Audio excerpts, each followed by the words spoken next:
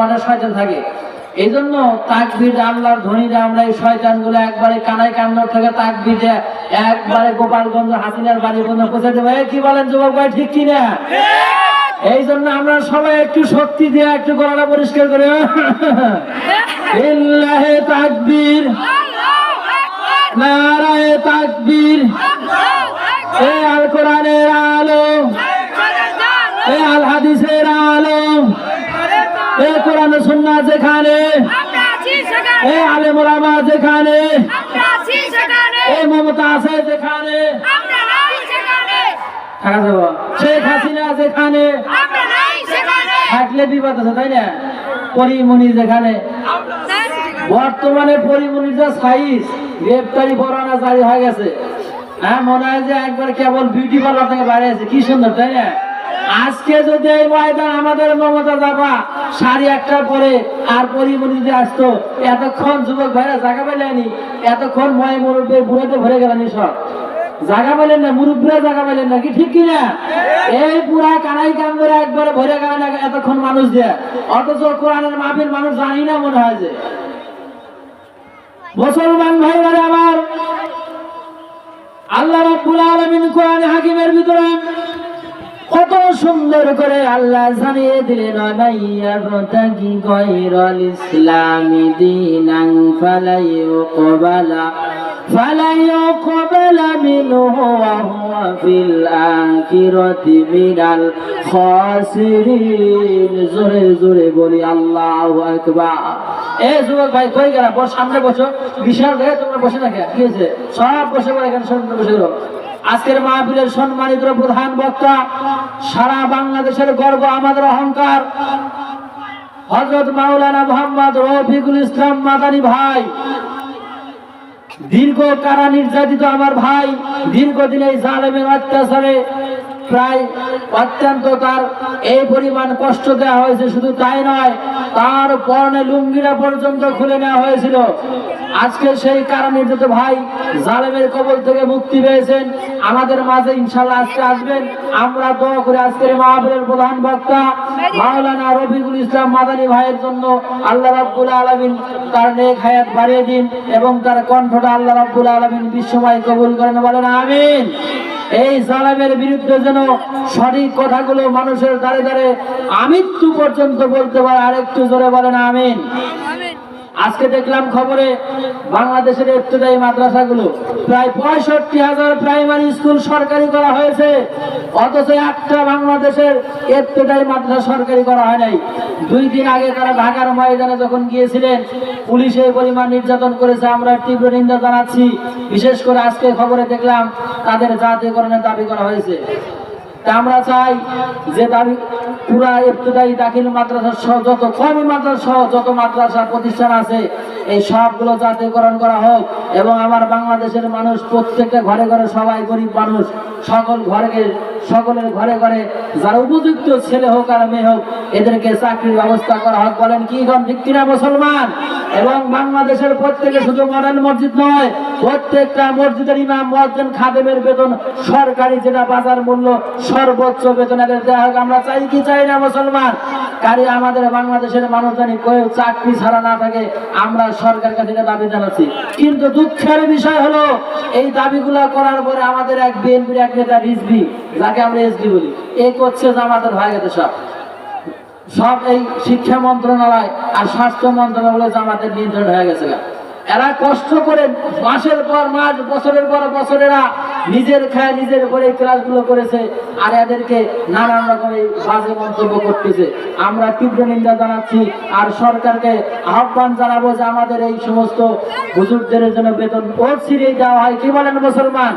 মুসলমান ভাইরা আমার, ইমান বড় দামি জিনিস। মুসলমানের সব আছে, ঘরে যাবেন, বাড়ি গাড়ি কম বেশি, অর্থ কোনো টাকা পয়সার অভাব নাই, কিন্তু মুসলমান আমরা যারা আছি আমাদের অন্তরে খুঁজে দেখা যাবে ইমানের দাবি আমরা যতই বলি না কেন, ইমানটা আমাদের কম আছে। তাসমি হুজুর বলেন ঠিক কিনা? মুসলমান ভাইরা আমার, আল্লাহর নবীর বিশিষ্ট সাহাবী আব্দুল জাম জারি বানান থেকে বাড়ি গাড়ি জায়গা জমি এমনকি পরনের লুঙ্গি পর্যন্ত পায় নাই। এই আব্দুল উজ্জার ঘটনা বুখারী শরীফে বর্ণনা করা হয়েছে। মুসলমান ভাইরা আমার, আল্লাহ নবী হিজরতের পরে মক্কা থেকে যখন মদিনায় চলে গেলেন, আব্দুল উজ্জা তার চাচাকে ডেকে বলে, গরিব মানুষ, গরিব হওয়ার কারণে চাচার বাড়িতে লালিত পালিত হচ্ছিলেন। চাচাকে ডেকে ডেকে বলে, চাচা গো, দীর্ঘদিন আপনার অপেক্ষায় ছিলাম, বিশ্বনবী হিজরত করেছে, জনাবে মুহাম্মদুর রাসূলুল্লাহ সাল্লাল্লাহু আলাইহি ওয়াসাল্লাম আল্লাহর নবী, এই হিসাবে আপনার মতকে আমি একটু জানতে চাই। চাচা বলতেছে, আমারও তাই মনে হয়। ভাতিজা বলতেছে, চাচা আপনার যদি তাই মনে হয় ইসলাম কবুল করবেন কিনা? চাচা বলতেছে, না তখন না। ভাতিজা বলতে, চাচা দীর্ঘদিন আপনার অপেক্ষায় ছিলাম, আপনি ইসলাম কবুল করবেন, আর আপনার থেকে থেকে আমি ইসলাম কবুল করব, কিন্তু আপনি যখন ঘোষণা দিয়ে দিলেন ইসলাম কবুল করবেন না, আমি আপনাকে সাক্ষ্য রেখে ঘোষণা দিয়ে দিলাম, সবাই বলেন লা ইলাহা ইল্লাল্লাহু মুহাম্মাদুর রাসূলুল্লাহ সাল্লাল্লাহু আলাইহি ওয়াসাল্লাম। চাচা বলতেছে, ভাতিজার পরিণতি জানো?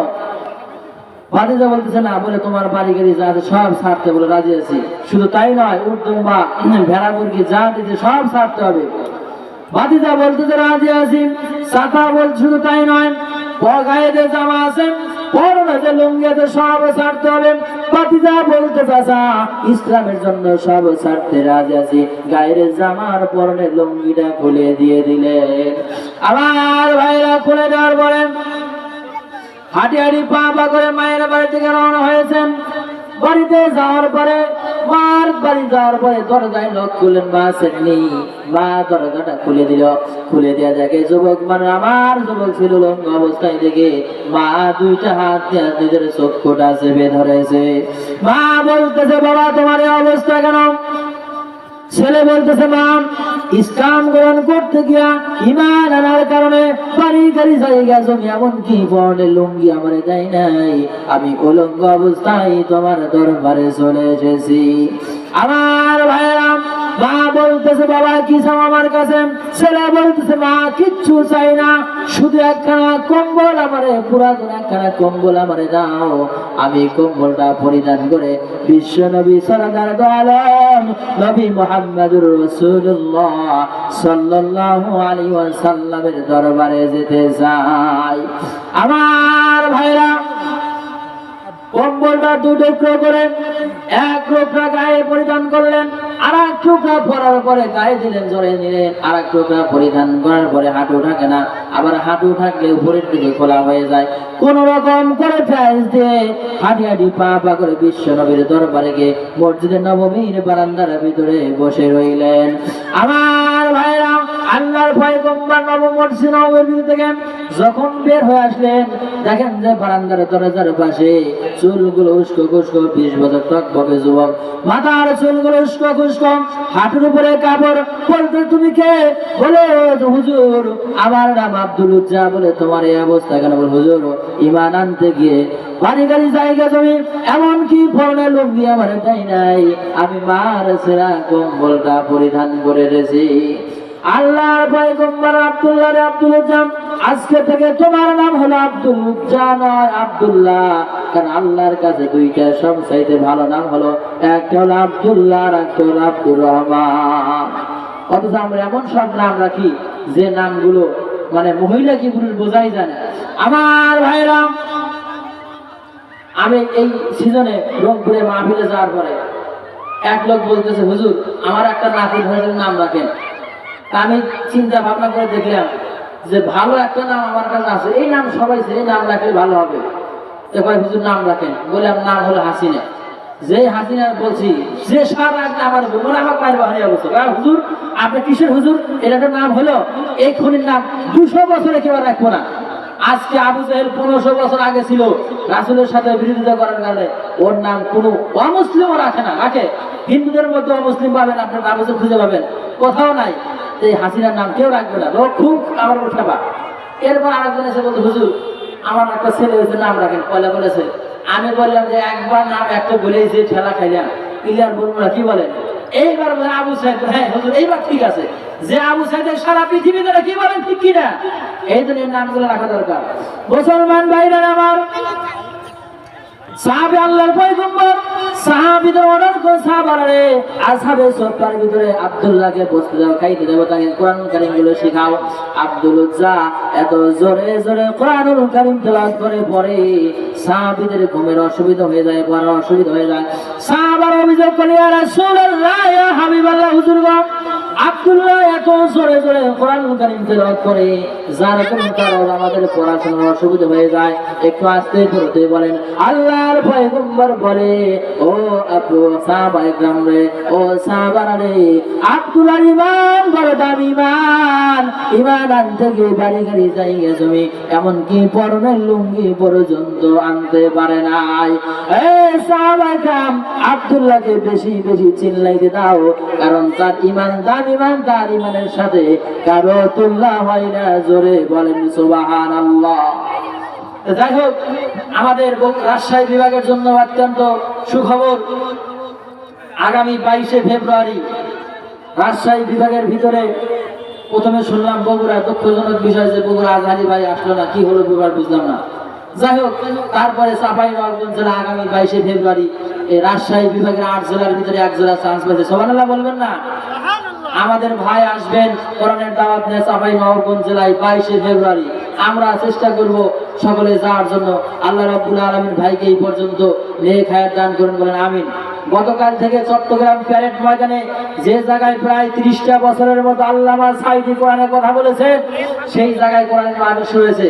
গতকাল আমাদের বগুড়ার কৃতি সন্তান, শেরপুর অঞ্চলের সন্তান আমার প্রিয় ভাই মাওলানা আব্দুল্লাহ আলামিন কথা বলেছে, আজকে কথা বলবে, এবং আমির হামজা ভাই কথা বলবে, আর প্রধান আকর্ষণ আমাদের প্রিয় ভাই ডক্টর মিজানুর রহমান আজহারি ভাই কথা বলবে। লক্ষ লক্ষ মানুষ, যে লোকটা সুস্থ সবল ছিল 13 আগস্ট, তাকে জোর করে হাসপাতালে নিয়ে গিয়ে তাকে ইঞ্জেকশন পুশ করে হত্যা করা হয়েছে।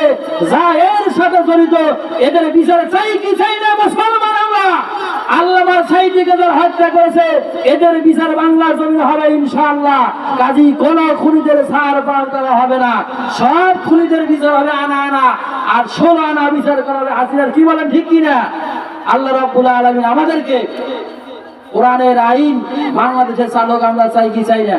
আমরা সব শাসন দেখেছি, কোরআনের শাসন আমরা দেখি না। আল্লাহ রাব্বুল আলামিন আমাদেরকে কোরআনের শাসন দেখে কবরে যাওয়ার তৌফিক দান করুন। সকলে বলেন আল্লাহুম্মা আমিন। আসসালামু আলাইকুম ওয়া রাহমাতুল্লাহ।